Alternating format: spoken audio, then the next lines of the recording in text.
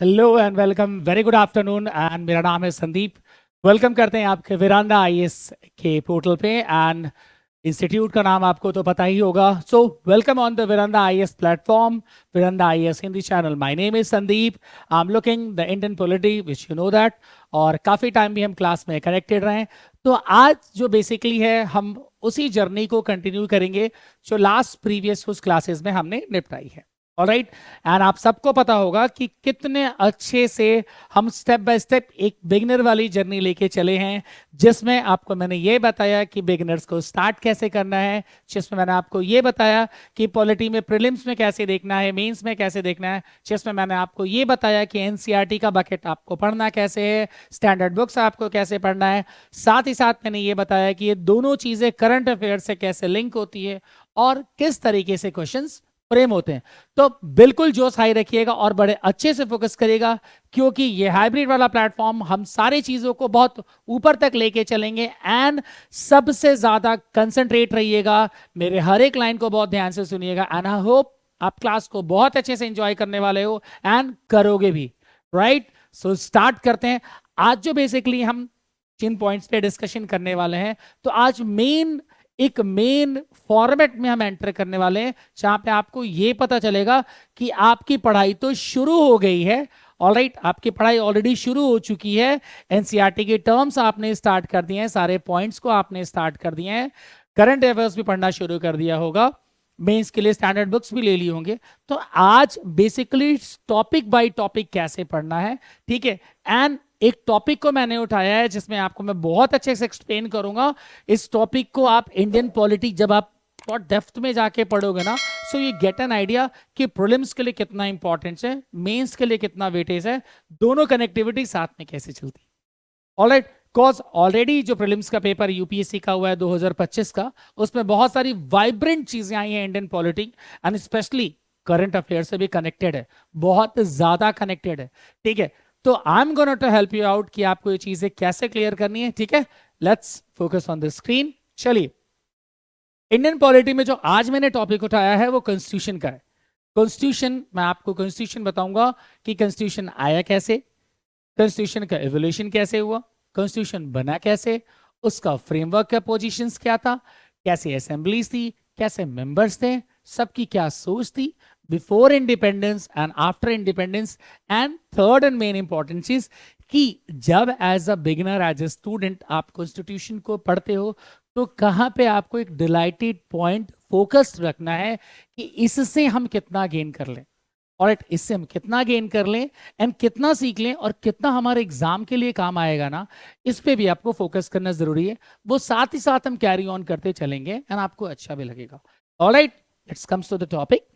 देखते हैं। देखिए, यहां पे जैसे कि आपको मैंने पहले भी बताया था, सिविल्स के सिलेबस में, मेंस एंड प्रीलिम्स में कॉन्स्टिट्यूशन का क्या था। अब देखिए, मान लीजिए सबसे पहले जब आपने ये टॉपिक ओपन किया, ठीक है, अब कॉन्स्टिट्यूशन, कॉन्स्टिट्यूशन को आपको फर्मली समझना है। ऑलराइट, कैसे समझना है मैं आपको दो तरीके से बता दूं। प्लीज प्लीज अपने आप को अभी से एज अ ऑफिसर कंटेन करना शुरू कर दीजिए, बिकॉज जिस दिन से आपने अपने आप को ऑफिसर कंटेन करना शुरू कर दिया, तो एक बिगिनर में ऑफिसर की जर्नी स्टार्ट हो जाएगी। कब वो स्टैंडर्ड जाके फॉर्मेट आउट करके अपने आप को स्टेबल आउट कर लेगा, आपको पता भी नहीं चलेगा। ऑलराइट, दो चीज इस टॉपिक को पढ़ने से पहले वेरी ब्लैंक होके समझिएगा। माना आज तक आपने बहुत जगह पढ़ा होगा, ठीक है, बट बहुत शानदार तरीके से आपको बताने वाला हूं। प्लीज देखिए, आपको करना क्या है, इसको शुरू करने से पहले एकदम ब्लैंक, रॉ तरीके से ब्लैंक हो जाइए। सबसे पहले ना बिल्कुल ब्लैंक होके, बिल्कुल ब्लैंक होके, ठीक है, you have to cap out the materials, cap out the materials. अब आपको क्या इन करना है समझने के लिए थोड़ा समझिए, थोड़ा इसको भी समझिए। बार बार क्यों समझने वाली बात बोल रहा हूं यार, अपने आप में एक बहुत जरूरी है। मैं अगर नहीं बोलूंगा ना तो आप उससे पुश आउट नहीं करोगे। तो देखो, करना क्या है कि rough idea, rough idea about the Indian polity keywords, rough idea about the Indian polity keywords as a officer.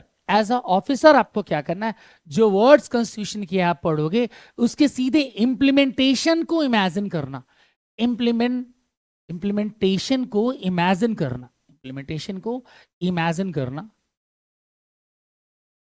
Terms का use and outcome to read. भाई क्यों पढ़ रहा हूं, किस लिए पढ़ रहा हूं, एज अ ऑफिसर क्या काम आने वाला है, एज ए स्टूडेंट तो you have to complete this data in your brain, बस एज अ ऑफिसर ये काम आने वाला है, implementation, imagination and terms use and control read. कैसे? कॉन्स्टिट्यूशन को, हाँ कॉन्स्टिट्यूशन क्यों और कैसे, एज अ ऑफिसर क्या काम है, भाई ये दोनों चीज लेके चलो, तब आप उसकी इंपॉर्टेंस को समझोगे कि उसकी इंपॉर्टेंस है क्या।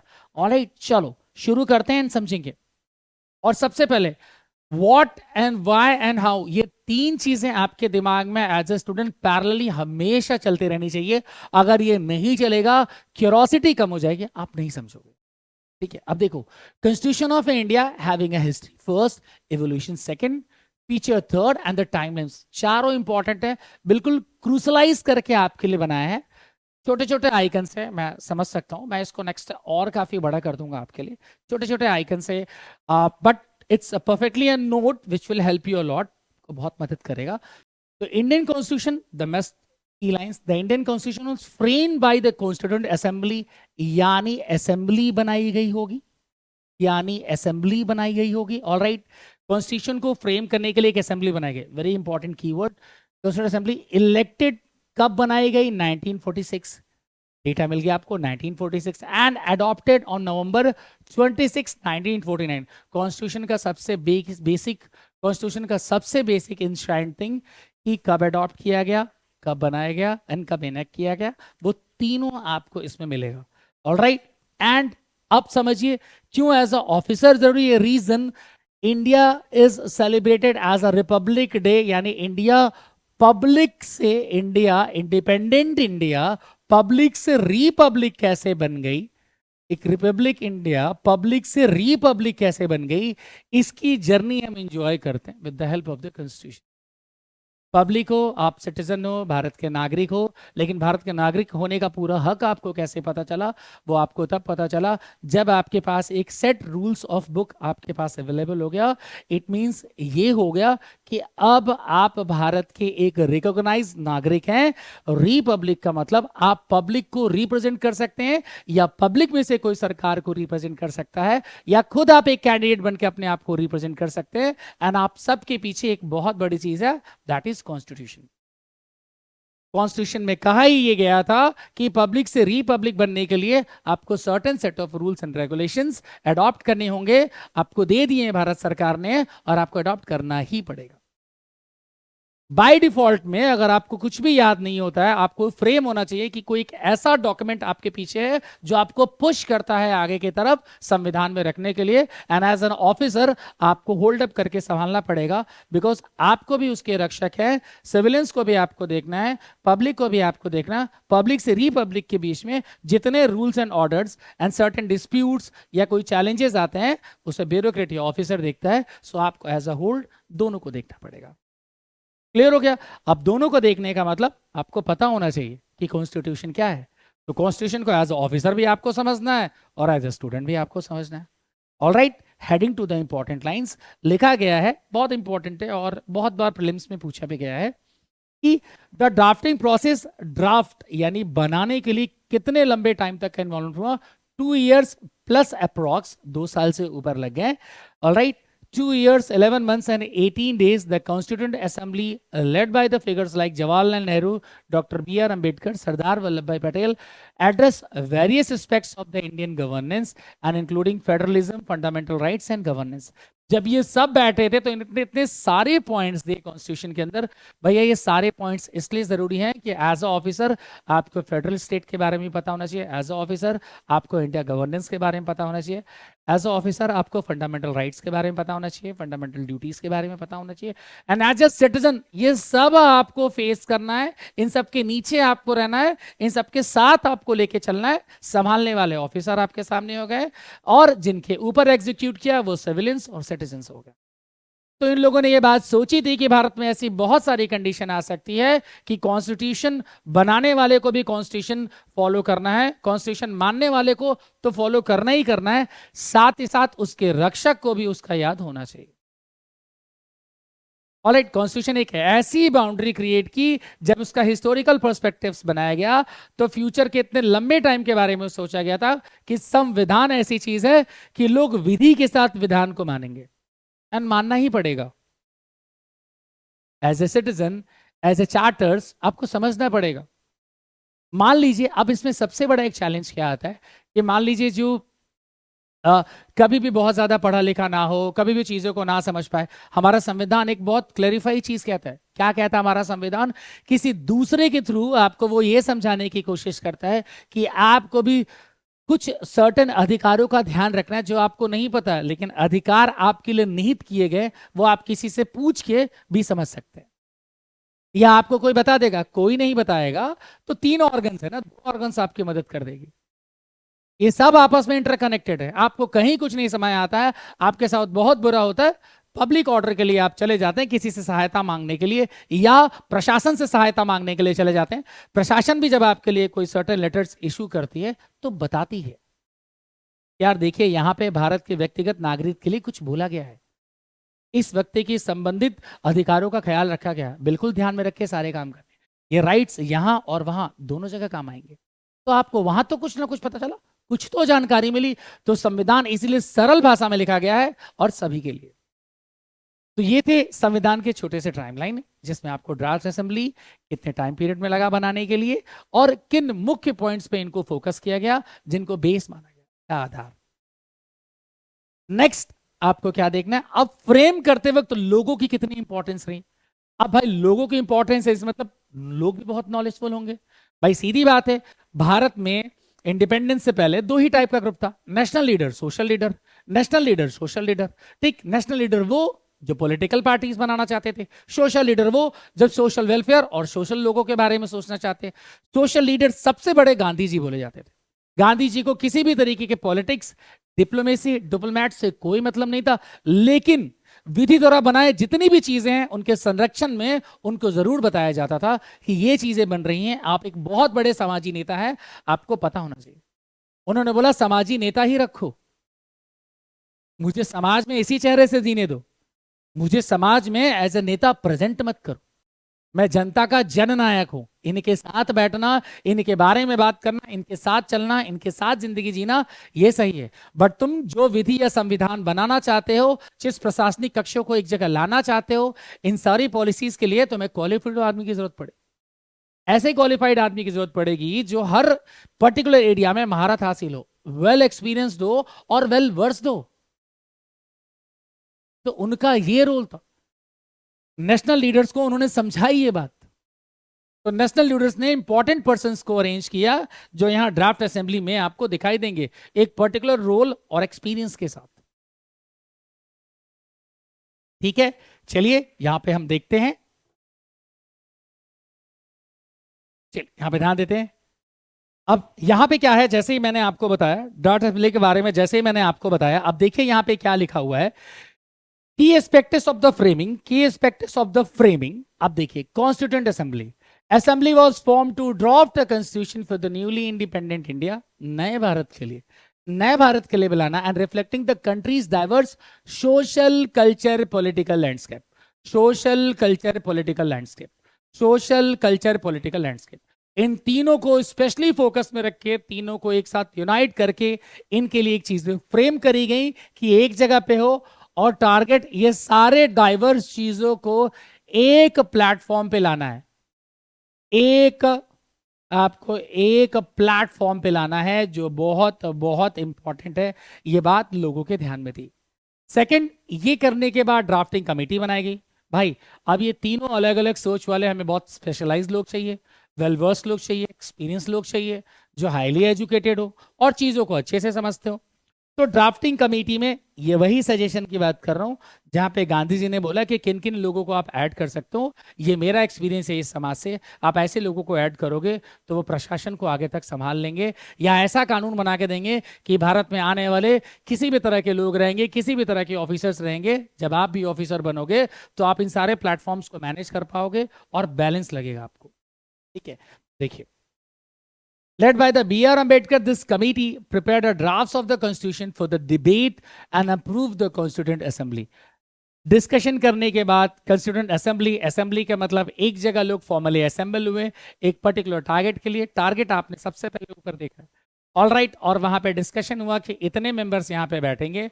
अप्रॉक्स 300 मेंबर्स थे, बट टाइमलाइन के हिसाब से 292 भी आपको मिलेगा। आई मीन 292 बाद में कुछ छोड़ देते हैं, ठीक है।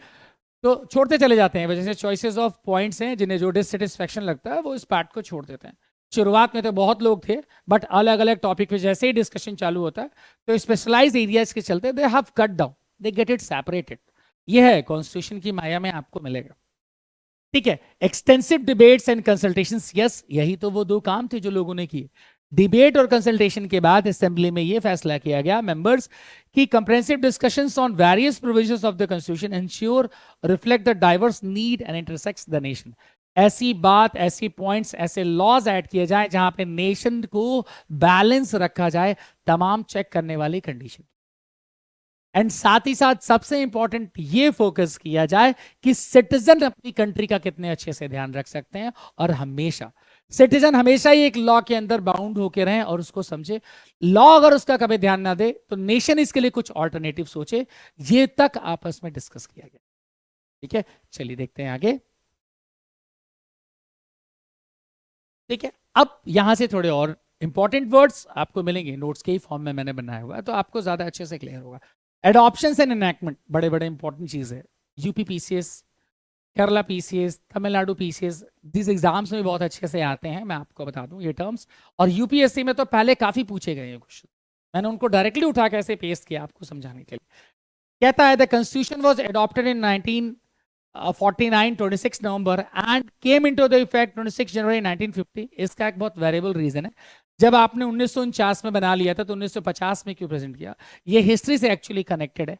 रीजन 1950 में कनेक्ट करने का, 26 जनवरी को पूर्ण स्वराज की बात हुई थी भारत में। पूर्ण स्वराज, ये वही स्वराज यानी सेल्फ रूल।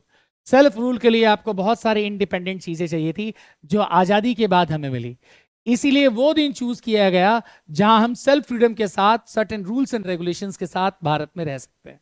और भारत का संविधान भी कहता है कि भारत का संविधान सभी को एक साथ जोड़े रख सकता है, भारत के लोगों को आगे लेके चलने के लिए और अपने राइट्स को समझने के लिए।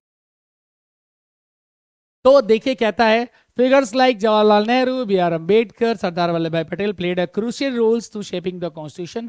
कोर प्रिंसिपल्स बनाने के लिए इन तीनों का बहुत ज्यादा हाथ रहा है, इन तीनों ने बहुत ज्यादा दिमाग इन्वेस्ट किया अपना और बड़ी कैलकुलेटिव चीज निकाली। सोचिए उन सोच को पकड़ना जो इनके आने वाले 100 साल, 200 साल, 300 साल तक होगी, और कितने साल तक कानून को कैसे फॉलो करेगी, ये बात इन्होंने कितने सौ साल पहले सोच ली थी, उसकी फुल प्रूफ गरिमा, उसके फुल प्रूफ गारंटी इसमें मेंशन है। What a design they made, what the advance planning they have, और सारे डाइवर्सिफिकेशंस को यहां फ्रेम करके रखना, लोगों की सोच को एक रूल्स में कैद करना, ये बहुत बड़ी बात है।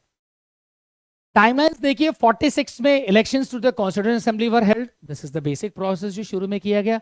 46 से 49 तक assembly met to debate and finalise the constitution, जो पॉइंट्स जोड़े गए, डिबेट बातचीत करके एडॉप्ट वाला टाइम भी आपको बता दिया। अब ये भी बता दिया कि रिपब्लिक का किया गया। अब होता क्या है कि इसे अगर मेंस के फॉर्म में कोई क्वेश्चन आ जाए, मैंने ऐसे ही आपको क्वेश्चन फ्रेम करके दिखाया topic, what is the constitution, mains के फॉर्म में आ जाए, ठीक है, या इसी में से प्रीलिम्स का कुछ क्वेश्चन बनता है, कैसे लाइंस पिक करते हैं ना, आपको समझ आएगा, मैं भी दिखाता हूं। अब मान लीजिए what is the constitution, as a officer भी आपको ये चीज समझ आनी चाहिए, एज अ स्टूडेंट भी। India is also known as a Bharat. Yes, is the union of states and the sovereign socialist secular democratic republic with a parliamentary system. This is the complete lines. और UPSC prelims में क्या करता है, ये दोनों line direct उठा के paste कर देगा प्रीलिम्स के क्वेश्चंस में, और आपसे पूछेगा consider this statement, consider this statement 1 और 2 इज करेक्ट। और अगर आपको जरा सा भी ये स्टेटमेंट अच्छे से पढ़ते वक्त याद नहीं होगा मल्टीपल रिवीजन के बाद भी, तो आप प्रीलिम्स में ये छोटा सा क्वेश्चन गलत कर जाओगे। It's very clingy and tricky. कैसे, देखिए ना, अगर मैं India is also known Bharat union of states and sovereign socialist secular democratic लगा के रिपब्लिक हटा दूं और यहां पे पब्लिक डाल दूं, तो जल्दी से झटके में ये गलती लोगों से हो जाती है, अरे ये वाला लाइन तो करेक्ट है, जल्दी से क्वेश्चन का आंसर स्टेटमेंट 1 और 2 करेक्ट कर दो। क्लोज ऑब्जर्वेशन के साथ आपको पढ़ना है, सोचिए इतने पॉइंट्स ये प्रियम्बल में भी दिए हुए हैं, तब मिला के इंडिया एक डेमोक्रेटिक कंट्री बनती है। उसे रिपब्लिक करने के लिए इतने सारे पॉइंट्स ऐड, तब जाके हमारा पार्लियामेंट्री सिस्टम चलता है। सेकंड एडॉप्टेड, ये तो हम बार बार पढ़ चुके हैं, constitution establish the parliamentary government. Bharat में पार्लियामेंट्री गवर्नमेंट का कॉन्सेप्ट स्टार्ट हुआ आफ्टर द कॉन्स्टिट्यूशन। इसको याद रखिएगा, कुछ क्वेश्चंस बार बार आते हैं कि प्रेसिडेंशियल कॉन्सेप्ट, ये मेंस का क्वेश्चन है, presidential concept is far much better than parliamentary concept. Explain and analyse in your words. Explain and analyse in your words, आपको प्रॉपर बताना पड़ेगा। भारत के संविधान को कंपेयर करते करते, भारत के संविधान का एलेबोरेशन देते हुए आपको किसी अदर कंट्री के कानून से कंपेयर करना पड़ेगा, इसे प्रूव करने के लिए, क्योंकि हमारे यहां तो दोनों है और दोनों टर्म के हिसाब से इस्तेमाल होते हैं। आगे आप पढ़ेंगे तो समझ आएगा। तो देखिए यहाँ पे कितने अच्छे से लिखा है, और आपकी शुरुआत यहीं से होगी, कितने अच्छे से लिखा है, the president is the constitutional head of the executive. Yes, आपको याद रखना है, प्रेसिडेंट को कॉन्स्टिट्यूशनल हेड बोला जाता है। यही तो मैंने इंपॉर्टेंट टॉपिक्स निकाल कर रखे हैं आपको समझाने के लिए, कॉन्स्टिट्यूशन आपको पढ़ना कैसे, ठीक। And according to the article 79, देखिए आर्टिकल्स की बात यहां पे आ गई, बड़ा ब्यूटीफुल चीज है। आर्टिकल्स आपको कुछ इस फॉर्मेट में याद रखने, सिंपल तरीके से आपको बताता हूं। जैसे ही आप लक्ष्मीकांत की बुक खोलेंगे, जैसे ही आप लक्ष्मीकांत को बुक खोलेंगे, बड़ा स्टाइलिश वे में चीजें दी हैं आपको, बिल्कुल ज्यादा नोट्स पे टाइम वेस्ट नहीं करना। याद कैसे रखना है, लक्ष्मीकांत का पहला पेज एज अ इंडेक्स है, यहाँ पे सारी स्टोरी मेंशन है। इंडेक्स में चैप्टर वाइज चीजें मेंशन है, चैप्टर वाइज, जिसमें सब सेक्शंस बने हुए, और इंडेक्स के में ही 12 शेड्यूल्स पूरे मेंशन है। और 12 शेड्यूल्स को आपको बिल्कुल बेसिक तरीके से याद रखना है। कैसे बेसिक तरीके से याद रखना है, फर्स्ट शेड्यूल में कितने आर्टिकल्स हैं, सेकंड शेड्यूल में कितने आर्टिकल्स हैं, थर्ड शेड्यूल में कितने आर्टिकल्स हैं, और लक्ष्मीकांत की लास्ट पेज पे इंडेक्सिंग एंड करते वक्त बिब्लियोग्राफी के फॉर्म में समरी दी है, जहां पे लिखा है India have total 438 articles naming the part. Her article के पीछे नेम किया हुआ कि किस आर्टिकल के सेक्शन में क्या आता है, अच्छे से नेमिंग्स हैं, वो आप याद रखोगे ना, पूरे चैप्टर का कंपाइलेशन समझ जाओगे। और लक्ष्मीकांत में तो और अच्छे से दिया, राष्ट्रपति के बारे में पढ़ रहे हो तो बता देगा, राष्ट्रपति आर्टिकल 53 से लेके, माफ करिएगा, राष्ट्रपति आर्टिकल 51 से लेके आर्टिकल 61 तक राष्ट्रपति के बारे में डिस्कस हुआ है, और पूरी चीजें वहां पे मेंशन है। लेटर ऑन 61 के बाद से आप कौन से पॉइंट्स लेंगे, 73 जितने पावर से अमेंडेंट है, पंचायती राज सिस्टम्स अमेंडेंट है, सारी बात दी है। तो नंबर 1 आर्टिकल से पढ़ना शुरू करेंगे इंडेक्स में, ठीक आपकी किताब की तरह। किताब में जैसे चैप्टर 1 में ये है, चैप्टर 2 में ये है, चैप्टर 3 में, वैसे ही लाइन से 438 आर्टिकल हैं, 398 प्रेजेंटली बचे हैं कंपाइल होके, तो उनमें लाइन से दिया है, आप लाइन से पढ़ेंगे अच्छे से आपको याद हो जाएगा सब सिलेबस के अंदर। वही बात वहां पे डायरेक्टली आर्टिकल का नाम लेके पूछ लेता है। According to the article 79 the parliamentary consist of president in 2 houses, ये बात बोली गई। आर्टिकल 75 से लेकर आर्टिकल 81 तक पार्लियामेंट के बारे में दिया गया, जिसमें राज्यसभा और लोकसभा का डिस्कशन। बड़ा स्ट्रेटेजिक तरीके से आप याद रख सकते हो, बिल्कुल छोटे बच्चों की तरह। तो क्लिंजी स्टाइल में ऐसे आप नोट करोगे ना, गेम खेलते हुए आपको याद हो जाएगा बहुत आराम से। और बहुत स्टूडेंट्स तो दीवार पे पेस्ट करके लगा देते हैं, उससे कहानी नहीं बनेगी। याद करने का एक बेटर फॉर्मेट है। सबसे पहले देख लो कि अगर आप बिगिनर हो या इंटरमीडिएट हो, अगर आप पढ़ाई कर रहे हो, आप साथ में चल रहा है, जैसे आपने न्यूज़पेपर में देखा, याद होगा आपको, मैंने द हिंदू वाला बताया, जैसे आपने न्यूज़पेपर में देखा कि भैया यहाँ पे राष्ट्रपति की बात हो रही, तो सिंपल तरीके, राष्ट्रपति बुक से उठाइए, न्यूज़पेपर के बाद राष्ट्रपति के बारे में फटाफट रिवाइज कर लीजिए, राष्ट्रपति का आर्टिकल्स वहीं पे आपको याद हो गया, और साथ ही साथ आपने करंट अफेयर न्यूज़पेपर से भी एसोसिएट कर लिया। बेस्ट तरीका है रिवीजन के साथ ये दोनों क्लब करके याद करने का, क्योंकि स्टेटमेंट मिस नहीं होने चाहिए। स्टेटमेंट मिस हुआ ना, यानी आपका ड्राफ्टिंग डेटा ब्रेन का धोखा दे रहा है। आपने ये भी अच्छे से याद रखना है, सारा खेल उसी पे। Alright, the Rajya Sabha council of states, अब देखिए दोनों को डिवाइड किया इसमें। द राज्यसभा को काउंसिल ऑफ स्टेट्स बोलते हैं एंड लोकसभा को हाउस ऑफ द पीपल बोलते हैं। अब जब इनके बारे में पढ़ूंगा, वहां पे भी आर्टिकल दिया कि भाई लोकसभा के अंदर अब चलते हैं, आर्टिकल 74 क्या कहता है। तुरंत आपने बुक खोलना है, एक बार रिवाइज कर लेना। भाई 2 सभा होते हैं पार्लियामेंट के अंदर, राज्यसभा और लोकसभा, दोनों की बड़ी सफिशिएंट पावर्स होती हैं। पावर्स को एज एस्पिरेंट भी आपको याद रखना है, एज ऑफिसर भी आपको याद रखना है। क्लोज्ड कैसे याद रखना है, जो ऑप्शंस बड़े सिमिलर होते हैं जिन्हें फीड करना है, तो आपको सिंपल करना है कि काउंसिल ऑफ स्टेट्स में सर्टेन पावर्स होती हैं, सर्टेन एडमिनिस्ट्रेटिव रूल्स होते हैं, ठीक है, टर्मिनोलॉजीज होती हैं। बहुत जरूरत है क्योंकि एज एस्पिरेंट आपसे ये तीनों चीजें क्लोजली पूछी जाएंगी, तभी तो प्रीलिम्स में सारे क्वेश्चन का टर्म्स एक जैसा लगता है। आप जब पेपर दोगे या जिसने पेपर दिया है वो तुरंत ये समझेगा सर ये तो सब एक जैसा लग रहा है। अब प्रेसिडेंट के बारे में पढ़ा था बड़ा close, the the fine lines is that कि जो प्रेसिडेंट के बारे में आपने पढ़ा किताबों में, या आपने जो लोकसभा राज्यसभा के बारे में पढ़ा आपने किताबों में, बचपन से भी सोशल स्टडीज में दिया है, यहां एज अ ऑफिसर आपकी एलिमिनेशन टेक्निक कितनी है इंफॉर्मेशन के बाद, बड़ी इंपॉर्टेंट है ये। सारी जर्नी आपके अंडरस्टैंडिंग स्किल्स पे, तो सर्कुलाइज करके फ्रेम रखिए। मैं सब याद करा दूंगा, ऐसा फ्रेम करा दूंगा पेपर कि आप कभी नहीं बोलोगे कि क्वेश्चन कैसे समझ के काटना है। इंडियन पॉलिटी में तो आप बिल्कुल भी नहीं बोलोगे। ऑलराइट, तो सिंपल देख लीजिए, just as a cleanse example, article 74 कहता है there is a council of ministers led by the prime minister to advise the president, and the real executive powers lies with the council of ministers headed by the prime minister। यानी दोनों एक दूसरे से connected है, दोनों का power एक दूसरे को शेयर है, एंड ये आपको बताता है आर्टिकल 74 का 1, वहां पे दोनों के हेडेड पावर को क्लब किया गया। काउंसिल्स बिना पीएम के नहीं चलेगी, दोनों को कंसिडरेशन राष्ट्रपति से लेना है, ये बात यहां पे मेंशन है कॉन्स्टिट्यूशन के आर्टिकल के इस कॉलम में जहां पे स्पेसिफिक पावर दिए गए। क्लियर है? ये एक पर्टिकुलर टास्क को मैंने डिवाइड करके आपको दिखाया जो स्पेशली समझ आए, एक एग्जांपल भी रहा। अब पर्पस ऑफ कॉन्स्टिट्यूशन क्या है, क्यों जरूरत है बहुत ज्यादा भाई, कॉन्स्टिट्यूशन की जरूरत पड़ी क्यों? तमाम कंडीशंस आपने देखे, राष्ट्रपति को हैंडल करना है, प्रधानमंत्री को हैंडल करना है, काउंसिल्स को हैंडल करना है, कैसे होगा भैया? डाइवर्स कंट्री में सत्ता कैसे चलाओगे? कुछ तो सर्टेन रूल्स रेगुलेशन चाहिए, ये वही है, बिना इनके तो आपका काम होएगा ही नहीं। क्या पर्पस ऑफ कॉन्स्टिट्यूशन था? क्वेश्चन मार्क लगा लो। रूल ऑफ लॉ, मैंने आपको बताया, एक रूल ऑफ लॉ बनाना है, बिल्कुल बनाइए। अब मेंशन कैसे करें? establishes the doctrine of rule of law at the place of the rule of man. It is important feature of democracy that democracy is the power lies with the people. Democracy का सारा power peoples के साथ लाई करता है, ये कभी change नहीं होगा, कभी भी नहीं। आप सत्ता को चूज करके लाते हो, सत्ता आपका ख्याल रखती है, आप जनता का ख्याल रखना शुरू कर दोगे, जनता आपका ख्याल रखना शुरू कर देगी, तुरंत उल्टा। नहीं रहना है तो नहीं रहना, हटाओ, जनता तुरंत हटा देगी सरकार। ठीक है, डॉक्ट्राइन ऑफ लिमिटेड गवर्नमेंट, किस तरीके का इंश्योर्ड पॉइंट्स हो, गवर्नेंस का क्या नेचर हो, कैसे प्लान्स बने, कैसे सिटीजन को संभालें, सारी बात। कहते हैं they should be the legal constraints on the power of the government and authorities. Yes, time के हिसाब से दिया गया भाई, लॉ एंड ऑर्डर बैलेंस करना है तो लीगल कंस्ट्रेंट्स देने पड़ेंगे। एक गवर्नमेंट जनता के ऊपर हेड करने के लिए होनी चाहिए, सिंपल तरीके में समझिए।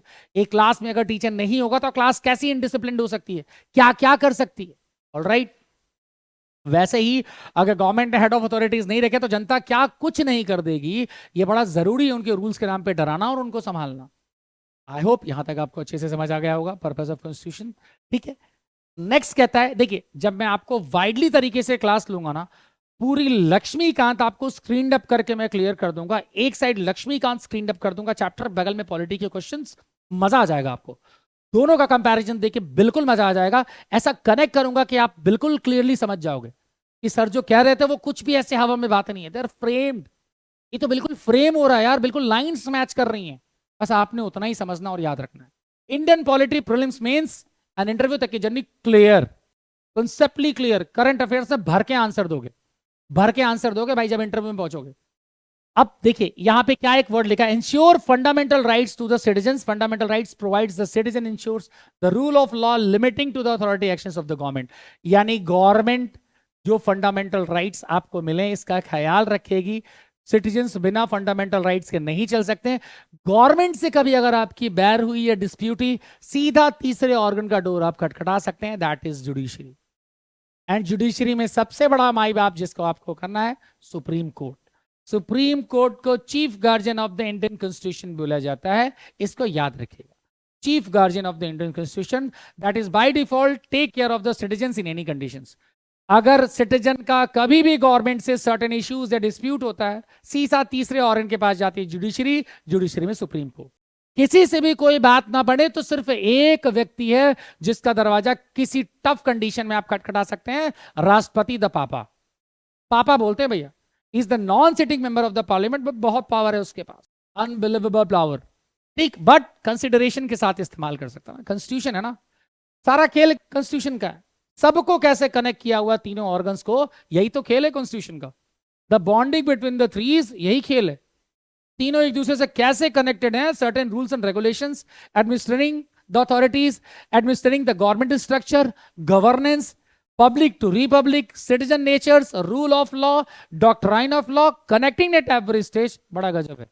ठीक है, नेक्स्ट देखिए, doctrine of the separation of powers को बड़ा तगड़ा सेपरेट किया गया। सेंट्रल गवर्नमेंट अलग, स्टेट गवर्नमेंट अलग, लोकल गवर्नमेंट अलग, तीनों को इंडेक्सेस और आर्टिकल्स में भी बांटा गया। तो तीनों के हिसाब से जनता की सेवाएं भी अलग, जनता के कनेक्शंस भी अलग, इन्हें रिक्रूट करने का तरीका भी अलग, मतलब इलेक्शन, यानी इलेक्शन मेथड भी होगा। भाई सरकार आप बनाएंगे कैसे? तो ये विंग्स ना इतने एक साथ सब मिलके असेंबली में डिस्कस किया गया था, जो बातें आज मैं आपको पढ़ा रहा हूं और जो एग्जीक्यूटेड होके मुझे मानना है एज ऑफिसर, आपको भी मानना है, बहुत पहले इसके बारे में डिस्कस हो गया था। तो आपको समझ आ रहा होगा कि कितनी हैविली और क्लियर सोच थी लोगों की। एंड थर्ड कहता है इंडिपेंडेंट जुडिशरी, जो अभी मैंने आपको बात करी, भाई जुडिशरी तो इंडिपेंडेंट है, चीफ गार्जियन ऑफ कॉन्स्टिट्यूशन मैंने बोल दिया भाई, उसका नेचर इंडिपेंडेंट है, उसके बिना तो कोई काम होना ही नहीं है। कैसे कराओगे उसके बिना कोई काम? बहुत मुश्किल है, इट्स वेरी डिफिकल्ट। कैसे, वो आप खुद सोचो ना, कैसे करा लोगे? नहीं करा पाओगे। सिटीजन को पता तो होना चाहिए ना कि डायरेक्टली कहां जाना है। आपको याद होगा एक पिक्चर आई थी जॉलीलेल भी, जिसमें कहते हैं कि हर नागरिक को अगर कोई कानून, कोई संविधान के बाद कोई ज्ञान कुछ नहीं है, कम से कम उसको एक ये बात पता है, पिक्चर के डायलॉग की तरह, कि अगर मेरे साथ कुछ भी बुरा होगा, मेरा कुछ भी हनन होगा, आपको कोर्ट में देख लूंगा, आई सी यू इन द कोर्ट, आपको जज के सामने बताऊंगा। इतना तो बोलने आता। ये बोलने का मतलब उन दोनों का संरक्षक वहां संविधान की रक्षा करने वाला कोर्ट में बैठा है, तभी तो ये बात बोली। कम से कम भारत के नागरिक होने का एहसास उसे वहां तो पता चल जाता है। सिखाने से ज्यादा अच्छा होता है उसे दिखा देना और उस सिचुएशन में लाके महसूस करा देना, जो काम संविधान बहुत अच्छे से करती है। ठीक है, और इंडिपेंडेंट जुडिशरी में सिटीजन के सर्टेन राइट्स का ख्याल रखा जाता है, इट मस्ट बी, मैंने आपको अभी बताया। टर्म्स कंडीशन बांटे ही ऐसे गए कि एक दूसरे का ख्याल रखना पड़ेगा, नहीं रखोगे तो checks and balances of power कैसे संभालोगे? तीनों ऑर्गन्स को एक साथ लेकर तो चल ही नहीं पाओगे। इन सब की प्रिविलाइज बातें तो असेंबली में बहुत पहले हो गई थी। ठीक है, ठीक, थोड़ा सा एवोल्यूशन देखते हैं इन शॉर्ट्स, आपको अभी हिस्ट्री में क्लियर हो जाएगा, थोड़ा हिस्टोरिकल कॉन्सेप्ट्स हैं। अब एवोल्यूशन आप समझ लीजिए, आपको जल्दी से आ जाएगा। एवोल्यूशन में क्या था कि constitution of India can be traced back to the various act and policies. भाई एक्ट एंड पॉलिसीज तो बनाना ही था ना, सबका ख्याल रखना था, सबका डाइवर्स कल्चर का ख्याल रखने के लिए एक्ट पॉलिसीज बनाना पड़ेगा, नहीं लोग और सिस्टम तो लड़ पड़ेगा। तो डराना भी जरूरी है एक्ट एंड पॉलिसी से, ये लगातार चला है। अब undertaken by the company and the British administration, ये चीज उन्होंने ब्रिटिश एडमिनिस्ट्रेशन से सीखी। लॉ फेंको और तमाशा देखो और फिर उसे कैटेगराइज करके एडिट कर दो। बेस्ट कॉन्सेप्ट हम लोगों ने ब्रिटिश एडमिनिस्ट्रेशन से सीखा था। ये सारे संविधान की बातें, ये सारे rules regulations, administration, management, processing, ये सब वहीं से मिला हमें, ब्रिटिश एडमिनिस्ट्रेशन को देख के ही सीखा है, उन्हीं से हमें आइडिया लगा। The constitution of India came to the force, बार बार हम पढ़ चुके हैं, इसका मेन हकदार तो बी आर अम्बेडकर था, उसको फादर ऑफ इंडियन कॉन्स्टिट्यूशन इसीलिए बोलते हैं। दूर तक सोचा था, having well verse degree in the law, बहुत अच्छी डिग्री थी इसके पास, फॉरेन से पढ़ के आया था ये, तो ब्रिटिश का कानून अच्छे से समझ गया और भारत में लोगों को समझ गया कि संविधान और कानून एक जैसा कैसे बनाना है कि लोगों को समझ आ जाए। दोनों को एक ही प्लेटफॉर्म पे बैलेंस किया। ठीक है, कॉन्स्टिट्यूएंट असेंबली में सब क्लियर हो गया। एवोल्यूशन में ये रखा गया कि सारे टाइमलाइंस को फोकस करना है अपने बनाने वाले टारगेट को, यानी एवोल्यूट तो कर लिया, एवोल्यूट तो ब्रिटिश एडमिशन से ले लिया, इतना जल्दी क्लोज कर दें कि लोगों को समझ आ जाए, समझ आ जाए कि कॉन्स्टिट्यूशन का रोल क्या है और सिटीजन आप जब बनोगे तो कैसे बैलेंस करोगे। ठीक है, कुछ important points the company rule 1773 से 1858, यहाँ पे भी certain terms and condition, historical concept है, मालूम है सही है। एंड द क्राउन रूल कौन सा था? 1858 से 1947। यहाँ से भी कुछ ब्रिटिश एडमिनिस्ट्रेशन के पॉइंट्स उखड़ के आए हैं। गवर्नमेंट ऑफ इंडिया एक्ट 1919, 1929 और 39 तक फैले। इन तीनों जगह से हमने सब कुछ लिया है संविधान बनाने के लिए। ये beautiful brain B R Ambedkar ने चलाया। तो एज ऑफिसर आपको एवोल्यूशन के टर्म्स फ्रेम रखने होंगे। एज ए सिटीजन मैंने आपको एक्सप्लेन करके बताया। एज ए स्टूडेंट्स मैंने सारी चीजों को डाइवर्स किया, क्या क्या था पता होना चाहिए। तो आज की क्लास हम यहीं तक रोकते हैं। Thank you so much. Next class में हम मिलेंगे। Thank you so much. Veranda IES, where your dream becomes reality.